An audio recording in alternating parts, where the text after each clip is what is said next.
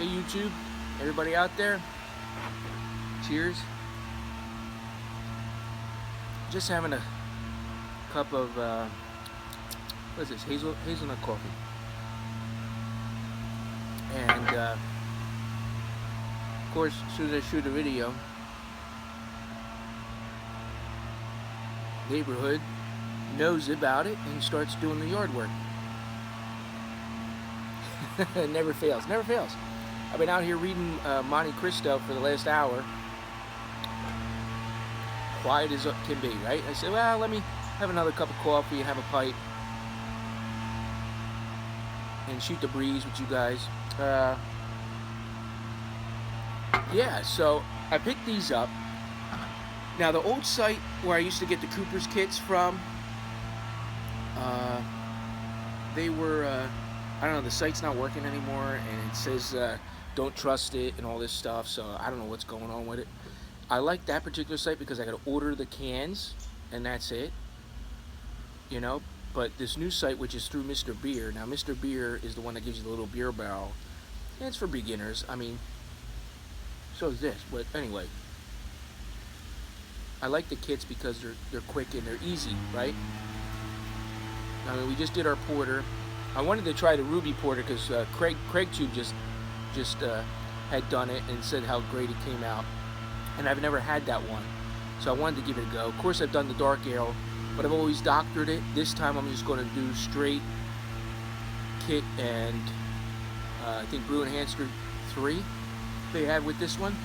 Now, the thing with this Mr. Beer site, which pisses me off, is, like I said, you can't order just the cans, and you can't order like the malt extracts, or you can't do anything a la carte. You have to get the kit, which again, for us in the States, it's highway robbery. I can brew beer with grain, partial grains and dry malt extract for anywhere between 35 and up. 35 to 45 is where my range is normally. Unless I buy more hops or do an IPA, of course, the more ingredients, the more money, right? We all know this. But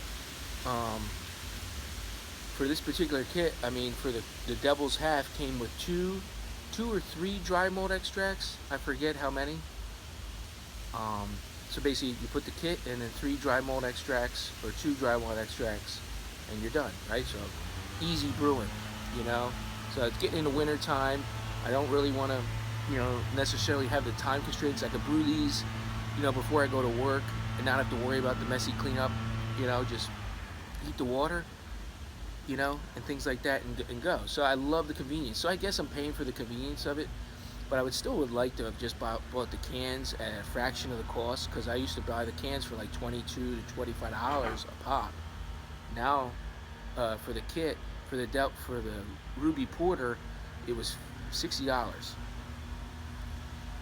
And then for the basic kits, like these basic ones, they're stout. They're the low tier Cooper's kits were they're $42.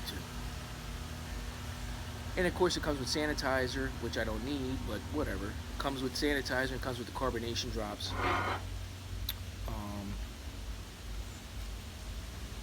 That's the only thing. And then they have tons and tons of recipes for the Mr. Beer kit, but that's 2 gallons of brewing, but they have a vast array of all different types of beers, for people to make in kits, like IPAs, you name it. I really like the website. I really like this Mr. Beer stuff, what they're doing with it.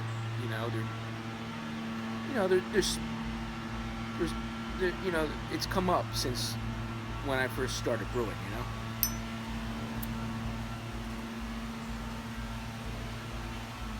But, and they do, what's really good, they do have, with the 5-gallon batch of brewings, some speciality. They have like a blueberry porter, and basically you use the Cooper's Stout mixed in with some dry malt and things like that. But like I said, you're paying $65 for all their ingredients, but you are using the Cooper's kit as a base.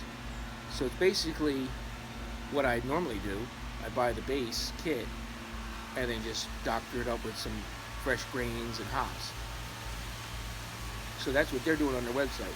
So I get that part of it. But if I want to do it myself, you can't. You have to just buy the kit. And at that price point, $42 for the dark malt, I'm just brewing it as is. You know, I'm using the Cooper's yeast. I'm hoping not to have any cidery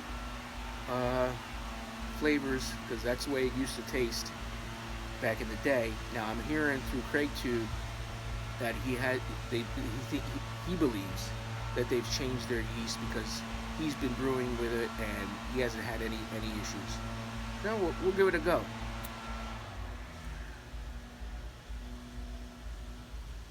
I mean, obviously, I don't know if I want to shoot video on it because it's not, you know, what is it? It's me opening up a can, putting it in, adding the dry malt, and calling it a day. If you guys want to see that, let me know in the comments. If not, I might just, when I do go to brew it, do it, and then come back for like a taste test video, obviously. So as of right now, we're with the porter, the Innsmouth porter that I just did. We're about a week in the fermenter. So this Friday, this week, I'm gonna bottle it. That'll be the 2 weeks, 14-day mark. So I'm gonna bottle it and then wait another 2 weeks or a week, see where we're at. Try a bottle in a week, see how carved it is, and then we'll do the taste test on that. And then because it's a porter, I'm gonna hold off on that one and do the dark ale again. Hope you guys can hear me with this. The wind's picking up. But today's, was the nicest day to do a video because yesterday was just gloomy and no, it actually was, but it was like high winds. It was kind of like today, but it was like 20-mile-an-hour gusts. It was really bad. Okay, keep this lit. And for those who are interested in what I'm smoking,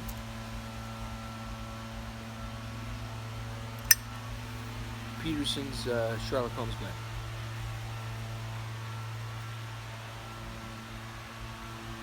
Hope you guys all had a happy Thanksgiving. I didn't do a Thanksgiving video this year.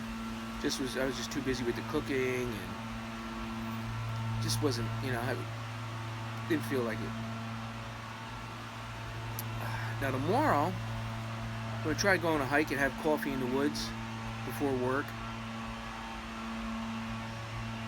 Probably going to do the same trail again, but this time bisect it because it's a 4-mile total hike. But if I go the long way, it's with the time constraints, I don't have time to sit there and sit down and make breakfast, or if I choose to, or even boil a pot of water. I just have to get the hike in, get back for work. But on the trail, you come up like halfway, pick up a blue trail, and bisect it, cut it in half literally, and then I could go to that spot that I showed you in the last video, set up my chair, and maybe have a coffee in the woods. So that'll be tomorrow morning, if everything works out, nothing else comes up.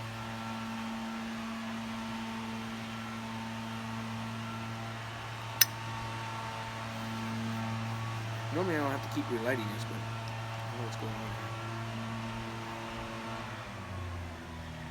But I just figured I'd shoot a quick video because I didn't shoot anything last week. So do this and the hiking video.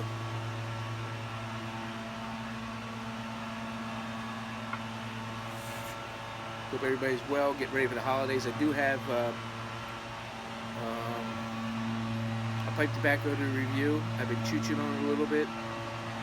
So, but I'll probably do that tomorrow as well. Since I'll be on the trail, I'll bring somebody with me, and we'll do a live, well, not live, but amongst hiking, talk about this tobacco that I picked up.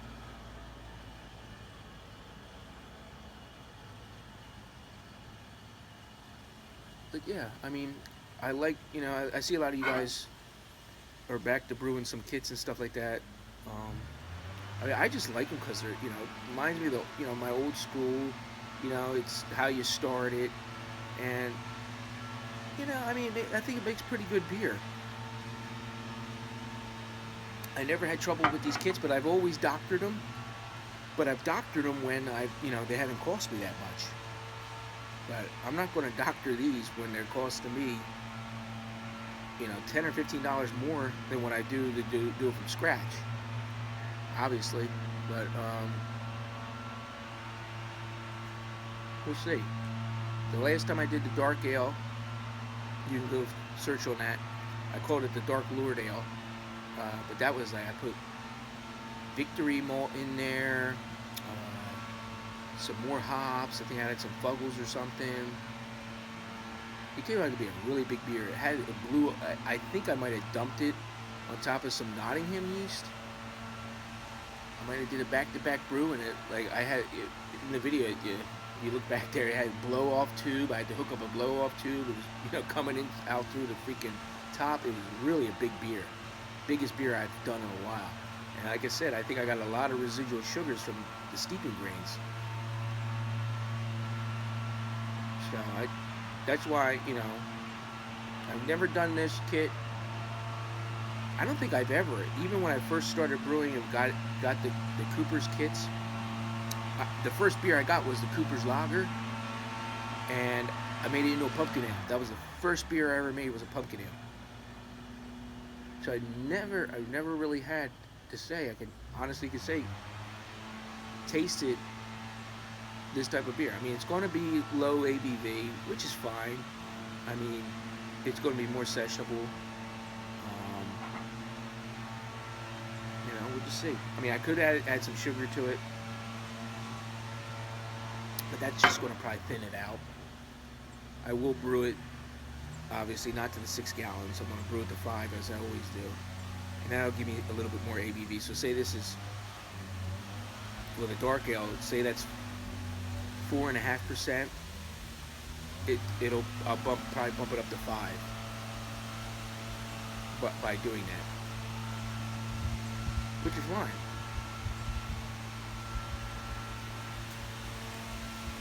Just enjoying a pipe, my reading, coffee. Just wanted to update you guys on this. So, yeah. Let me know in the comments how you guys are all doing. Are you going to do some of these kits, or what are the kits you guys get? And hey, I'll see you on the next one. See you on the trail. Until we do again, my friends, remember, let's set sail.